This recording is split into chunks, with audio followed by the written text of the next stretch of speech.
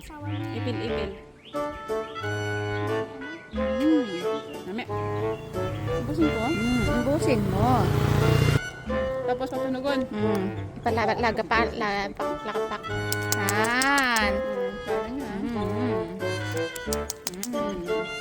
Ano naman? Ikaw.